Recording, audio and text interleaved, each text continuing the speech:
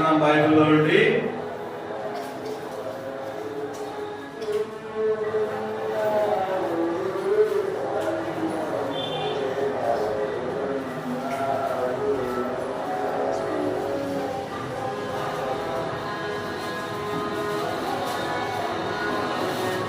పరిశుద్ధ గ్రంథం బైబిల్లో నుండి కొన్ని మాటలు మనం ధ్యానించుకొని ఆ తర్వాత ఆత్మతో సత్యముతో ప్రభుని ఆరాధించే నిమిత్తము పరిశుద్ధ గ్రంథం బైబిల్లో నుండి కీర్తనలు 34వ అధ్యాయము కీర్తనలు 34వ అధ్యాయము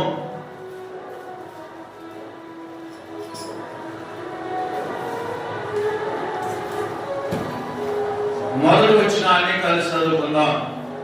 కీర్తనలు 34వ అధ్యాయము 468వ పేజీ 468వ పేజీ కీర్తనలు 34వ అధ్యాయము మొదటి వచనాన్ని మనం కలిసి చదువుకుందాం. నేను ఎల్లప్పుడూ యెహోవాను సన్నిధించెదను, నిత్యము ఆయన కీర్తి నా నోట నుండును. మరోసారి చదువుకుందాం. నేను ఎల్లప్పుడూ యెహోవాను సన్నిధించెదను, నిత్యము ఆయన కీర్తి నా నోట నుండును. ఆత్మ సాయం కొరకు ప్రార్థన చేసుకున్నాం. మోకరించగలిగిన మోకరించండి, అటు ఇటు చూడకుండా కళ్ళు మూసుకోవాలి. ప్రేమ నమ్మకం గల ప్రియ పరలోకపు తండ్రి, పరిశుద్ధుడు అయిన మా దేవా, జీవము కలిగిన మా యేసయ్య, నీకే వందనాలు, స్తోత్రాలు, కృతజ్ఞతాస్తుతులను చెల్లించుకున్న మా ప్రభువా, గొప్ప దేవుడిగా మహిమా స్వరూపైన తండ్రిగా మాకుండి నడిపిస్తూ బలపరుస్తున్న విధానం బట్టి స్తోత్రాలు అయ్యా. నువ్వే జ్ఞాపకం చేసుకో తండ్రి, కనికరించయ్యా. నువ్వు జ్ఞాపకం చేసుకుని ఇప్పటి వరకు ప్రభువా కీర్తన ద్వారా నీ నామానికి మహిమ తెచ్చుకున్నందుకు స్తోత్రాలు. నీ వాక్య భాగంలో ప్రవేశిస్తుండగా నీచుని, అయోగ్యుని, అపాత్రుని, ఎన్నిక లేని వాడిని, చేతకాని బలహీన దాసుని, నిష్ప్రయోజకుడిని ప్రభా, యోగ్యత అర్హత లేనటువంటి వాడు నన్ను జ్ఞాపకం చేసుకుని కనికరించి నన్ను నీ అర్హమైన పాత్రగా నన్ను బలపరిచి నీవే వాడుకోవాల్సిన వేడుకుంటూ ఇంకా రావాల్సిన బిడ్డలు కూడా త్వరితంగా నీ సన్నిధికి నడిపిస్తూ రమ్మని యేసు నామములో ప్రార్థిస్తున్నాం తండ్రి, ఆమేన్. కీర్తనలు 34వ అధ్యాయము మొదటి వచనాన్ని మనం చదువుకుంటూ వచ్చినాం. ఏమని రాయబడుతూ వచ్చింది? నేను ఎల్లప్పుడూ యెహోవాను సన్నుతించెదను, నిత్యము ఆయన కీర్తి నా నోట ఉండును. ఇక్కడ భక్తుడైన దావీదు దేవుణ్ణి ఆరాధిస్తున్నాడు, దేవుణ్ణి ఘనపరుస్తున్నాడు. ఎందుకయ్యా అంటే ఫుట్నోట్లో రాయబడుతూ వచ్చింది. ఏమని రాయబడుతూ వచ్చిందండి? దావీదు ఫుట్నోట్లో కాదు, ఆ అధ్యాయానికి పై భాగంలో ఒక మాట రాయబడుతూ వచ్చింది. దావీదు అబీమెలెకు ఎదుట యెరివాని వలె ప్రవర్తించి అతని చేత తోలివేయబడిన తర్వాత రచించిన కీర్తన. అబీమెలెకు యొద్ద నుండి మరి దావీదు ఏమయ్యాడంటే యెరివాని వలె ప్రవర్తించినందున అతడు ఏం చేసి అంటే దావీదుని తోలివేసాడు. అది నా యెరివాని వలె ప్రవర్తించకపోతే దావీదుని ఏం చేసేవాళ్ళు? చంపివేసేవారు. అందుకని అక్కడ దేవుడు తన ఆలోచన బట్టి మరి తనకు యెరివాని వలె ప్రవర్తించడానికి దేవుడు అక్కడ దావీదుకి అనుమతిస్తూ వచ్చినాడు. ఆ తర్వాత తోలివేయబడిన తర్వాత మరి దేవుని ఏం చేస్తున్నాడండి? ఆరాధిస్తున్నాడు. నిజమే కదా? ఏం ఆరాధిస్తున్నాడు? నేను ఎల్లప్పుడూ యెహోవాను సన్నుతించెదను, నిత్యము ఆయన కీర్తి నా నోట నుండును. వీళ్ళారా, నిజంగా దావీదుకు దేవుడు చేసిన మేలును బట్టి దావీదు ఎల్లప్పుడూ కృతజ్ఞతాస్తుతులు చెల్లిస్తున్నాడు. అంతేకాకుండా దేవుని సన్నిధిస్తున్నాడు. తన యొక్క నోట ఏముందంటే కీర్తనలు ఉన్నాయి, స్తుతి ఆరాధన కలిగి ఉన్నవాడుగా ఉన్నాడు. ఒకప్పుడు దావీదైనా, నువ్వైనా, నేనైనా ఎలాంటి వారిగా మనం జీవిస్తూ వచ్చినామో, ఏ రీతిగా మనం జీవిస్తూ వచ్చినామో, మన స్థితిగతులు ఏంటి, మన బ్రతుకేంటి, మనం నడిచిన నడకేంటి, మన ప్రవర్తించిన ప్రవర్తన ఏంటి, మన నోటి ద్వారా ఇప్పుడైతే దేవుడు తన కీర్తి ఏముంచాడమ్మా, మన నోట ఉంచాడు. ఒకప్పుడు మన నోట ఏమండి చాలా ఉన్నాయి కదా, ఒకప్పుడు కానీ ఇప్పుడు కాదు. రక్షించబడిన తర్వాత చాలా వరకు 70% వరకు 75% వరకు ఎలాగున్నారంటే మానవుల్లో మార్పు అనేది చాలా వరకు కనబడుతూ వచ్చింది. 75%. అయితే ఇప్పుడు ఒకప్పుడు ఈ 75% కూడా మనలో, మన నోటికి ఏం లేదమ్మా, శుద్ధి లేదు. మన నోటికి ఎలా ఉన్నామంటే పరిశుద్ధ గ్రంథం బైబిల్లో చూస్తే రాయబడుతూ వచ్చిన మాటలు ఏంటంటే, రండి మనం ఎలా ఉన్నాము, ఏ రీతిగా ఉన్నాము. కీర్తనలు 35వ అధ్యాయము, కీర్తనలు 35వ అధ్యాయము 21వ వచనం చదవండి. 21వ వచనము, నన్ను దూషించుటకై వారు నోరు పెద్దలుగా తెరుచుకొనుచున్నారు. ఆహా ఆహా, ఇప్పుడు వాని సంగతి మాకు కనబడినదే అనుచున్నారు. ఇక్కడ వారు ఎలాగున్నారు, ఒకప్పుడు మన నోరు అంటే నోటి మాట ద్వారా ఎవరు దూషించారండి? ఇక్కడ దావీదు అన్నాడు, ఏమన్నాడు? నన్ను దూషించుటకై వారు నోరు పెద్దలుగా తెరుచుకొనుచున్నారు. ఒకప్పుడు దేవుణ్ణి ఏం చేశారండి, మనము దూషించే. ఏ నోటితో? ఈ నోటితో, నీ నోటితో, నా నోటితో, మరి అనేకమైన ఇక్కడ కూర్చున్న వారందరూ నోటులతో దేవుణ్ణే కాదు పరిశుద్ధులు కూడా. అక్కడ దావీదు ఎలాంటి వాడు అంటే పరిశుద్ధుడు. దావీదు దేవుని సేవించేవాడు, దావీదు దేవుని గణపరిచేవాడు. అలాంటి దావీదును కూడా ఏం చేశారండి, దూషించదుకంట వారు నోరు ఏం చేశారండి, పెద్దదిగా తెరుచుకున్నా. అంటే దూషించటకై, అంటే మనం కూడా దూషించిన వారు ఉన్నాం. అందుకని పరిశుద్ధ గ్రంథం బైబిల్లో మత్తయి సువార్త 27వ అధ్యాయము, రండి మత్తయి సువార్త 27వ అధ్యాయము 40వ వచనం చదవండి. 27వ అధ్యాయం 40వ వచనంలో, అదేనమ్మా 40వ వచనం చదువు. దేవాలయమును పడగొట్టి నిన్ను నీవే రక్షించుకొనుము, నువ్వు దేవుని కుమారుడైతే శిలువ మీద నుండి దిగమని చెప్పుచ్చు ఆయనను దూషించిరి. ప్రియులారా, దావీదుని అనుకున్నాం. ఇక్కడ ఎవరు దూషించారండి? సృష్టికర్త అయిన దేవుణ్ణి, నిన్ను నన్ను రక్షించిన దేవుణ్ణి, నీ కొరకు నా కొరకు ప్రాణం పెట్టిన దేవుణ్ణి, అనేక మంది కొరకు అనేకమైన ఆశీర్వాదాలు అనుగ్రహిస్తున్న ఆ దేవుణ్ణి ఏం చేశారండి? వీళ్ళు దూషించిరి. ప్రియులారా, అక్కడ రాయబడుతూ వచ్చిన మాట ఏంటంటే, అక్కడ దావీదును దూషించడకంట వారు నోరు పెద్దదిగా చేర్చారంట. ఇక్కడ యేసు ప్రభు వారు దూషించడకంట వారు ఏం చేశారంటే కంకణం కట్టుకున్నారు. ఏమని కంకణం కట్టుకున్నారండి?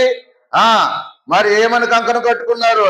దేవాలయం పడగొట్టి 3 దినంలో కట్టువాడా, నిన్ను నీవే రక్షించుకొనుము, నువ్వు దేవుని కుమారుడు అయితే శిలువ మీద నుండి దిగమని చెప్పొచ్చు. ఆయన ఏం చేశారండి? దూషించారు. నువ్వు నిజంగా దేవుని కుమారుడు అయితే అన్నాడు. వాళ్ళంతా అన్నారు, యూదులందరూ అన్నారు, నువ్వు నిజంగా దేవుని కుమారుడు అయితే ఆ శిలువ మీద నుండి దిగు అని ఆ యేసు ప్రభు వారిని దూషిస్తూ ఉన్నారు. నోటితోనండి ఏం చేశారు? నోటితో దూషించిన వారు ఉన్నారు. మరి దావీదుని దూషించారు పరిశుద్ధుల్ని. తిరిగి సృష్టికర్త అయిన దేవుని దూషించిన వారు ఉన్నాం. అయితే ఇట్లా దూషించిన వారికి ఫలితం ఏంటండి? ఏంటి ఫలితం? లెక్క అయితే ఫలితం ఏంటి? లేవియా కాండం రండి. లేవియా కాండము 24వ అధ్యాయం. ఇలా దూషించిన వారికి ఫలితం ఏంటి?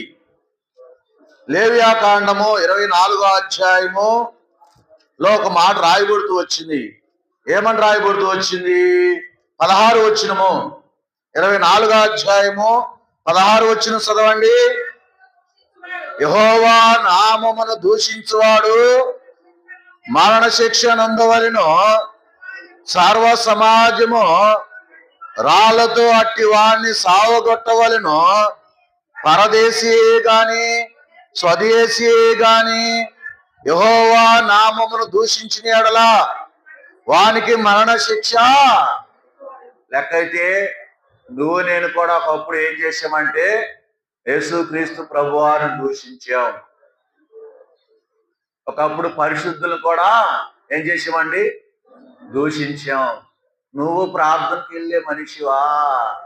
అబ్బో నీ బ్రతుకు నీ విధానం వచ్చి అంటే నేను కూడా ఒకప్పుడు సేవకులు ఏంటి పరిశుద్ధులు ఏంటి అనేకులు నేను కూడా ఏం చేశానంటే దూషించిన వాడు కూడా. నా మట్టుకు నేను, నీ మట్టుకు నీవు మందిరానికి వెళ్తున్న వారిని లేకపోతే మందిరం నుండి బయటకు వస్తున్న వారిని మన లోకములో ఉన్నప్పుడు ఏం చేసామంటే దూషించిన వారు ఉన్నాం. ఇలా దూషించిన వారికి ఏంటండి? మరణ శిక్ష. రెండోది రాళ్లతో ఏముంది అక్కడ?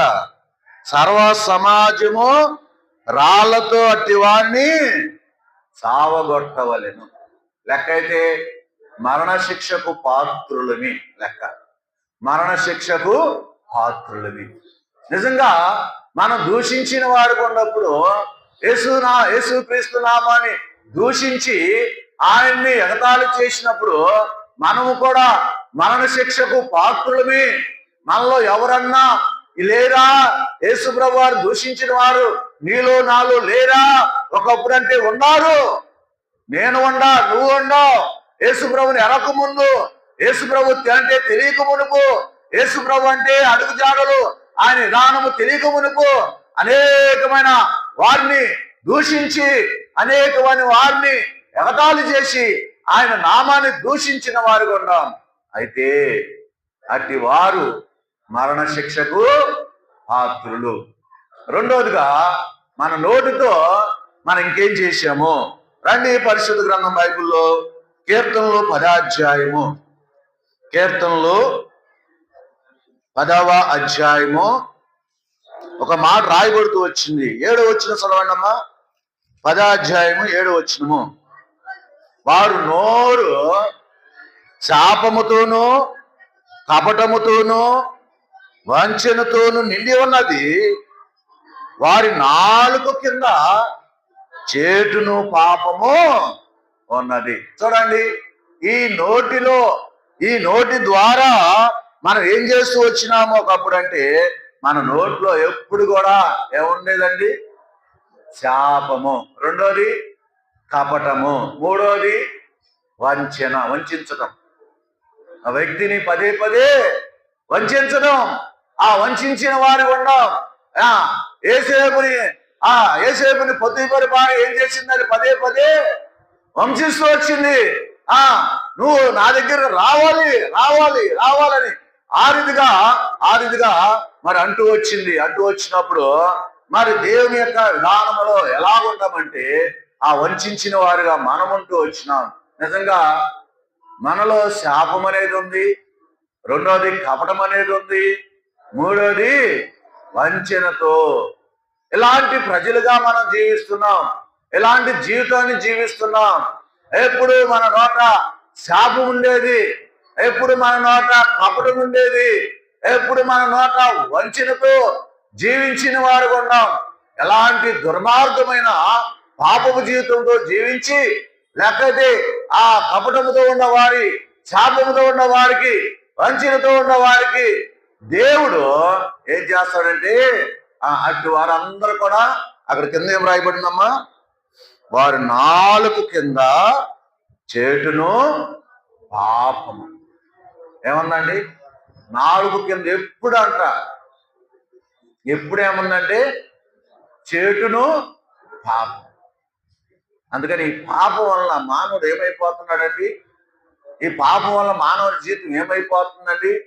ఈ పాపం వల్ల మానవుడు ఎలాంటి స్థితిలోనికి వెళ్ళిపోతున్నాడు అంటే నరక శిక్షకు పాత్రుడైపోతున్నాడు. అందుకని ఈ ఈ ఈ ఇట్లాంటి మనుషుల మీద ఏముంది అంటే దేవుని ఉగ్రత ఉందంట. దేవుని ఉగ్రత.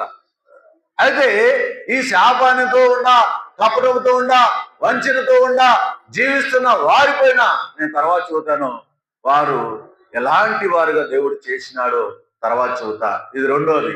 మూడోదిగా చూస్తే పరిశుద్ధ గ్రంథం బైబిల్లోని కొలస్సీలు రాసిన పత్రిక రండి. కొలస్సీలు రాసిన పత్రిక 3వ అధ్యాయం 8వ వచనం చదవండి. 3:8 చదవమ్మా. ఆగ్రహము, దుష్టత్వము, దూషణ మీ నోట బూతులు. చాలమ్మా, చాలు. ఒకప్పుడు మన నోట ఏముంది అండి? చెప్పండి, ఏముంది? బూతులు లేవా? మన నోట ఎప్పుడు బూతులే. నేను ఎప్పుడు తిడతానే ఉండేవాడిని. ఎంతసేవుడికి నోటి నిండా మా తల్లిదండ్రులు ఎలాంటి పిల్లలను కన్నారంటే మా తల్లిదండ్రులు మూర్ఖులుగా కన్నారు. మేము 12 మంది సంతానం అయినప్పుడు కూడా ఆడపిల్లలు మగపిల్లలు ఎలాంటి వారంటే మూర్ఖులు. నోటి నుంచి ఏ మాట వచ్చేది కూడా తెలియదు. అలాంటి మూర్ఖపు మాటలు అంటే కదిలితే ఉండేవి అంటే నోట బూతులే. ఒక్క మంచి మాట వచ్చేదా? ఒక్క మంచి మాట మాట్లాడే వాళ్ళమా? ఒక్క మంచి అనేది పలకరించే ఏదన్నా మాట్లాడుతూ వచ్చేమా? లేదు. ఏమండి అంటే నా నోటే అలాగుంటే మీ అందరి నోటు కూడా ఏమండి అండి బూతులు. ఇప్పుడు పోట్లాడు వచ్చింది అనుకో, ఏం మాట్లాడతాం? బూతులు మాట్లాడతామా లేకపోతే చేసింది అడుగుతామా? చెప్పండి. చేసింది అడుగుతాం. ఇప్పుడేం రావు? బూతులు రావు. ఒకప్పుడు బూతులు అది ఇది అది అని చెప్పి ఇష్టం వచ్చినట్టు బూతులు ఉన్నాయి. ఇప్పుడేం లేవంటే ఏదన్నా చిన్న కలవరం వచ్చినా, పక్కింటి ద్వారా ఏదన్నా అడుక్కోవడమే తప్ప బూతులు మాత్రమో ఇప్పుడు ఏమీ లేవు. ఇప్పుడు లేవు. ఎందుకో లేవు? యేసు ప్రభువుని ఎరిగినందున ఏమైందండి? మన నోట బూతులు యేసు ప్రభు వారు ఏం చేశాడంటే వాటిని బంధించేసాడు. అందుకని మన నోట ఏం లేవండి? బూతులు. ఒకప్పుడు బూతులు ఉన్నాయి. ఒకప్పుడు శాపము, కపటము, వంచన ఉంది. ఒకప్పుడు దూషించిన వారు ఉన్నాం. ఒకప్పుడు ఎలాగున్నాము అంటే రండి రోమిల్ రాసిన పత్రిక 3వ అధ్యాయము. రోమిల్ రాసిన పత్రిక 3వ అధ్యాయము 13-14 వచనాలు చదవండి. వారు గొంతుగా తెరిచిన సమాధి వారు నాలుకతో మోసము చేదురు. వారు పెదవుల క్రింద సర్పవిషం ఉన్నది.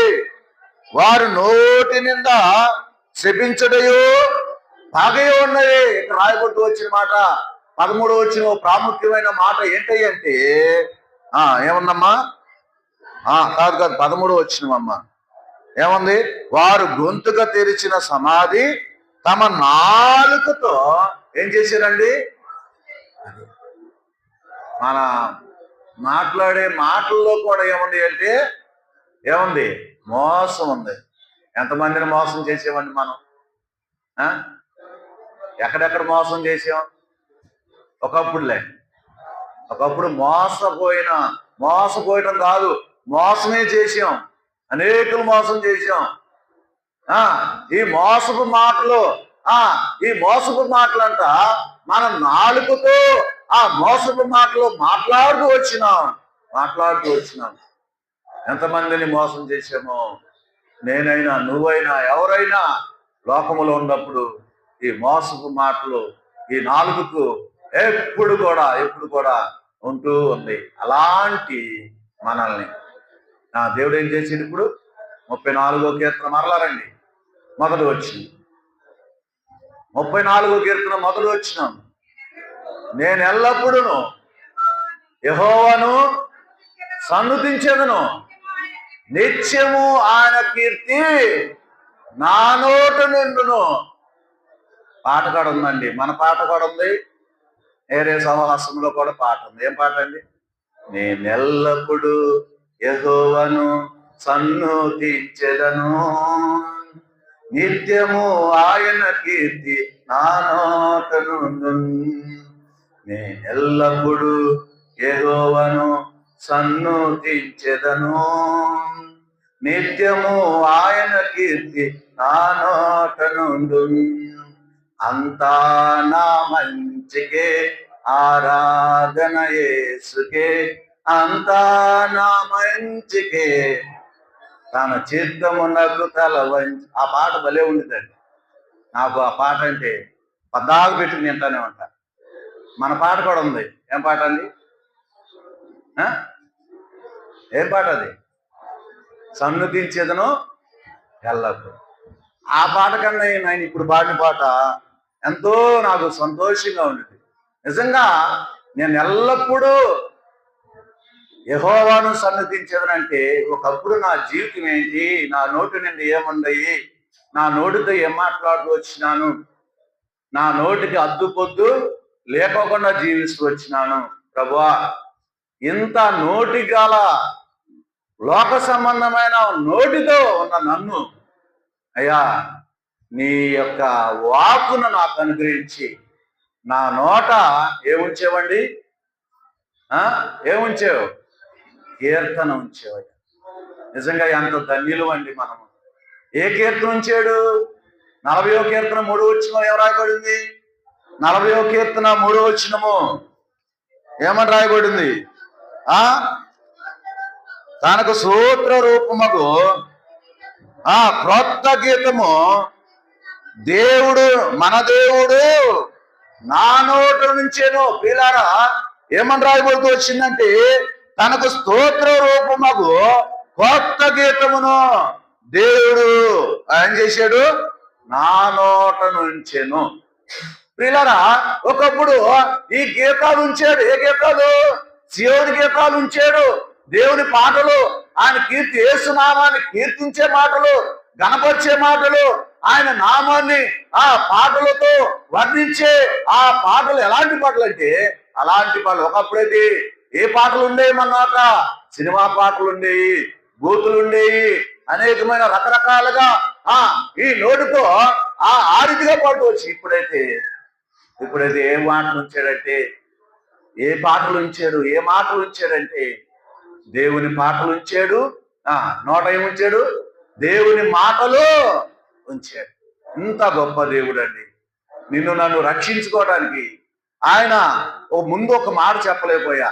ఎట్లాగూ రక్షించుకున్నాడు.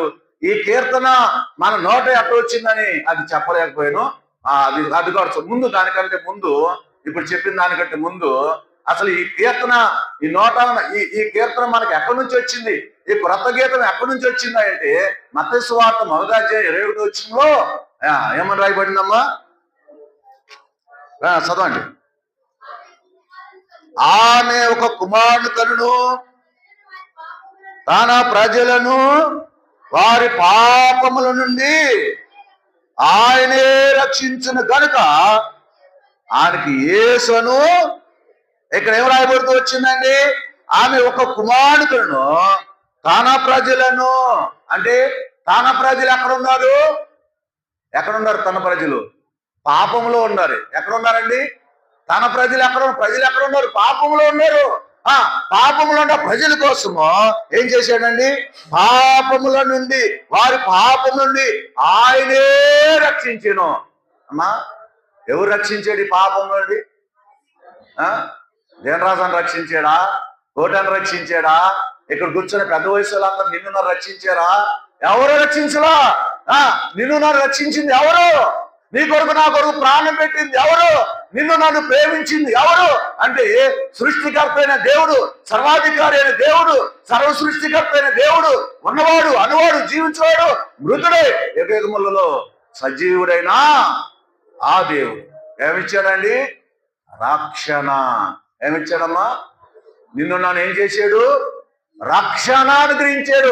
రక్షించడానికి దేవాది దేవుడుగా ప్రభువైన యేసుక్రీస్తు గారుగా ఈ లోకానికి దిగి వచ్చినప్పుడు ఆయనకి యేసును పేరు పెట్టబడెను. యేసును పేరు పెట్టబడెను. యేసు సామాన్యమైన దేవుడు కాదండి, సామాన్యమైన దేవుడు కాదు, సర్వ లోకానికి దేవుడై ఉన్నాడు. నీకు నాకు దేవుడై ఉండి నీ పాపములను నా పాపములను రక్షించి నీ నోట నా నోట ఏముంచాడంటే కొత్త గీతం ఉంచాడు. కొత్త గీతమే ఉంచాడా? కొత్త గీతం ఉంచాడు. ఇంకేం ఉంచాడండి?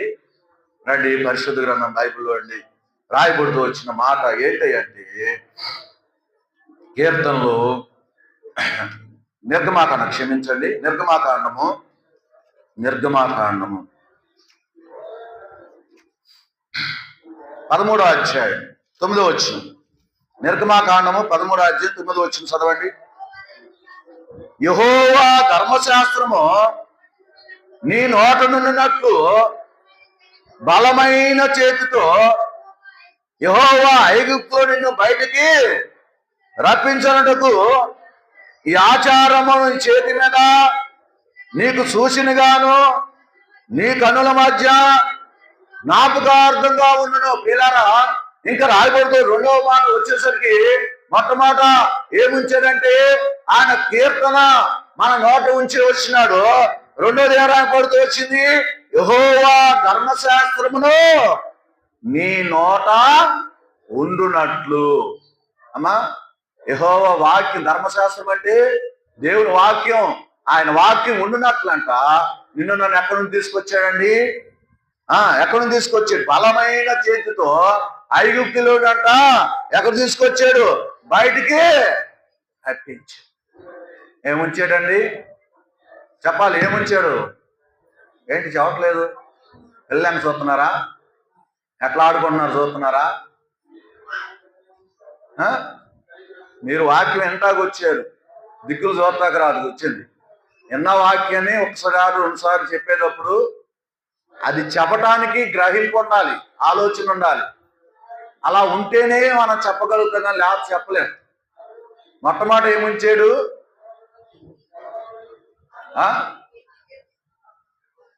ఆయన కీర్తన మన నోట ఉంచాడు. రెండోది ఆయన ధర్మశాస్త్రం అంటే వాక్యం. వాక్యం ఏముంచి మన నోట ఎప్పుడు. ఇప్పుడు ఏం చదువుతాం మనం? అందరికి ఏం చదువుతాం? రూతాకి ఏం చదువుతుంది? జనానికి వాక్యం చదువుతుంది. ఇంకా కొంతమంది ఏం చెబుతారు? వాక్యం. అయ్యా యేసుప్రభు నమ్ముకో, పలానా వాక్యకో, ఈ యొక్క పరిశుద్ధ గ్రంథంలో ఇగో ఈ మాటలు ఇగో రా చెబుతాయని చెప్పని ఆ వాక్యము ఎవరు చెబుతున్నామండి? రక్షణ లేని వారికి, అనుజనులకి మనం చెప్పే విధములో దేవుడు ఏముంచాడు? మన నోట దేవుని వాక్యమును ఉంచాడు.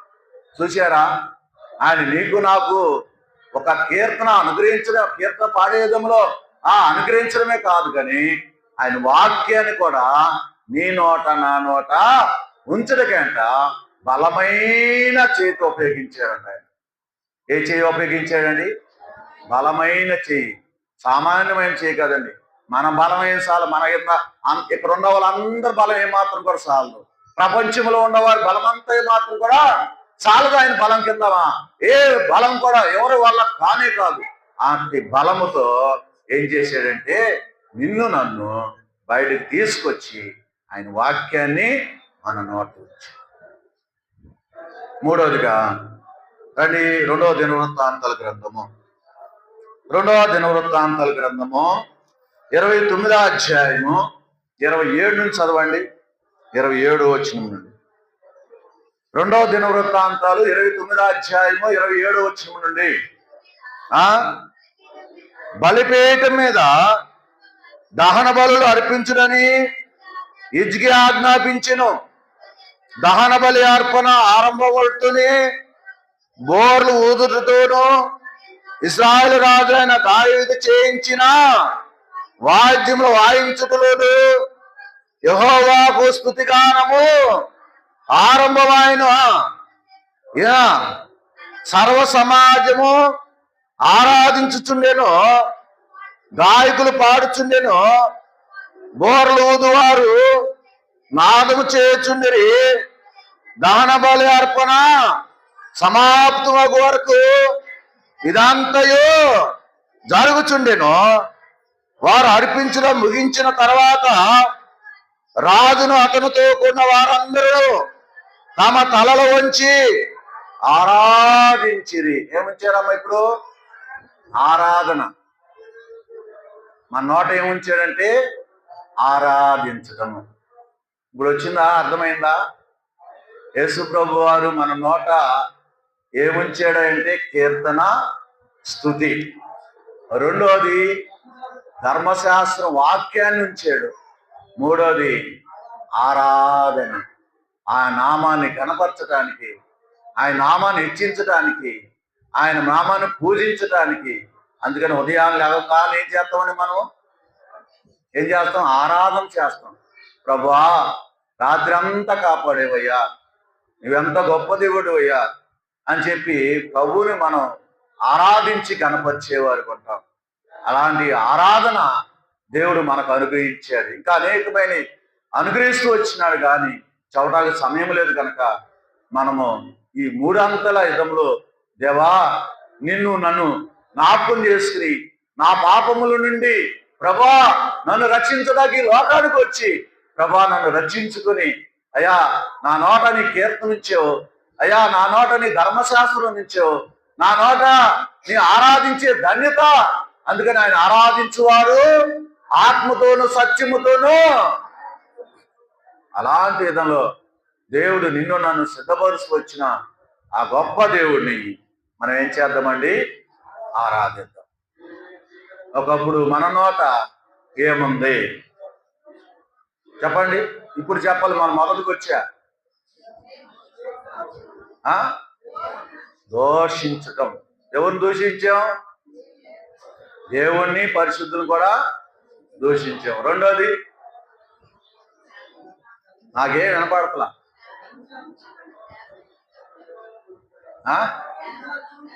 శాపము, కపటము, వంచిన. వీటితో ఈ ఎల్ల మన నోట ఉంది. దాన్ని బట్టి ఒక్కొక్కరు వంచాం, ఒక్కొక్కరు కపటమైన విధంలో మాట్లాడుతూ వచ్చినా మన నోట ఏముండే అంటే శాపాలు ఉన్నాయి. మూడోది మనకు అర్థమయ్యే భాష. అది ఏంటి? బూతులు. అబ్బా, అది మాత్రం అంత చక్కగా అర్థమవుతుంది.